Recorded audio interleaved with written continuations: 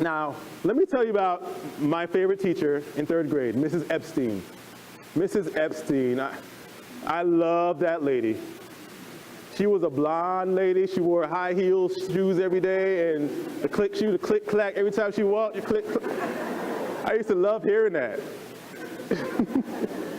I loved her. She was such an influence in my life. Mrs. Epstein was my third grade teacher, and I have no clue what we did in that class. That was 30 years ago. Yes, I'm old. That was 30 years ago. No, I'm not. That's 30 years ago, and I have no clue what we did in that class. I'm sure we did some third grade stuff, like fractions and, what do we do in third grade? I teach high school. Multiplication and reading stuff. And recess? No? Okay. I'm sure we did all that stuff. This was in New York, PS 183. We were in a very challenging neighborhood. And this lady just took me under her wing.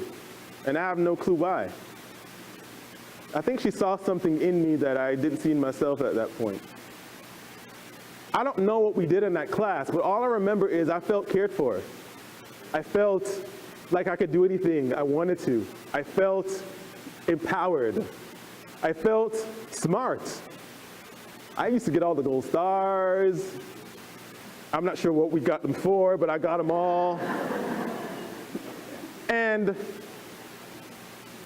I wish I could just meet her and see her again today, just tell her thank you.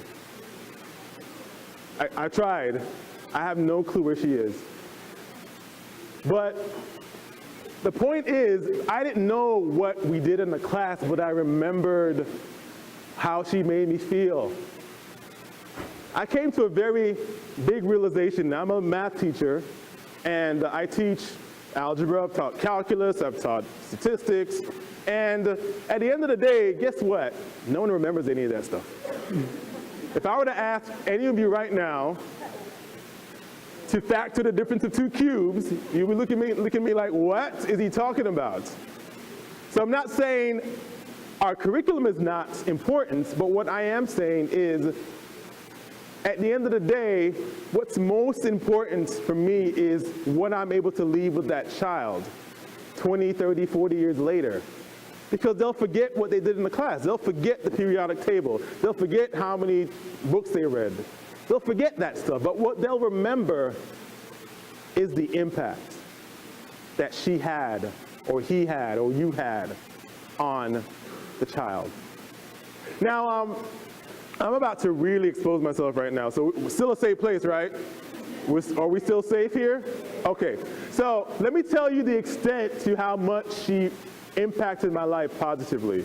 So as a third grader, you're going to think I'm a big geek right now. As a third grader, I couldn't get enough of her. You know, I would come home, tell my mom about Miss Epstein, what we did in class. At one point, my mom was like, why don't you go live with her?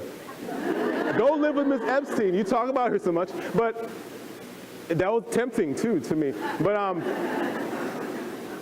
so what I would do, because I loved her so much, I wanted to be Miss Epstein. I don't mean I wanted to wear high heels and put on a wig. I'm not talking about that. That's not what I'm saying. What I am saying is I wanted to be a teacher. That's what I'm saying. No high heels for me. All right? I want to be a teacher. So here's what my geeky, nerdy self did. All right? So I would come home. So after I come home, I watch my He-Man and my Thundercats on TV. Yeah, Thundercats, there we go, right? Okay. Eat my fried bologna sandwich. And then, those are good. And then, of course, I'll do my homework, of course. And then after I do my homework, I would get my action figures, which were Thundercats and He-Man action figures. I would get my sister's dolls. I got her Barbie. I got her My Little Pony. I got her Care Bears. I got my brother's G.I. Joe action figures. I would line them up, and I would teach them. Like, I would literally teach them everything Mrs. Epstein taught me that day. And someone had the bright idea to give me a blackboard for Christmas or birthday. I don't know who did that, but thank God for them, because I went to town. Afterwards, I now have a blackboard. I'm writing all the stuff I'm teaching. I'm actually doing, I made up names for them. I took roll. I made tests.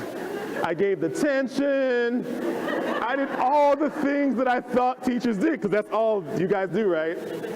To a third grader, that's all you guys do. So that was my class.